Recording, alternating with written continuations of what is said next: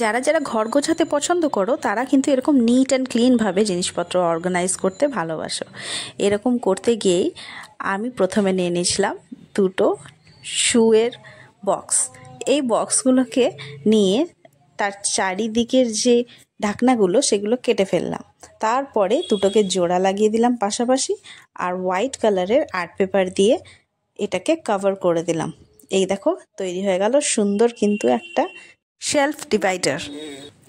আমি শেলফের এই অংশটা যতই গুছিয়ে রাখি না কেন, এটা কিন্তু কখনোই আমার নিট বলে মনে হয় না। দেখো প্রতিটা জিনিসই কিন্তু খুব সুন্দর করে সাজিয়ে রাখা, কিন্তু এটাকে আরও নিট অ্যান্ড ক্লিন দেখানোর জন্য প্রয়োজন ছিল এই শেলফ ডিভাইডারটা। এই বক্স দুটো দিয়ে প্রথমেই মাপ করে নিয়েছিলাম, তাই কিন্তু এটা খুব সুন্দরভাবে শেলফের মধ্যে সেট হয়ে গেল।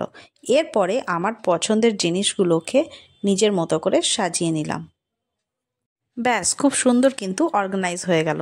ওই একই পরিমাণ জিনিসকে এভাবে অর্গানাইজ করে রাখার জন্য কিন্তু এই ডিভাইডারের ভীষণ প্রয়োজন। এটা ওপেন স্পেসের মধ্যে থাকলে আরও ডেকোরেট করা যায়, কিন্তু আমার যেহেতু এটা ক্লোজ ডোরের মধ্যে থাকবে তাই আমি এটা আর ডেকোরেট করিনি।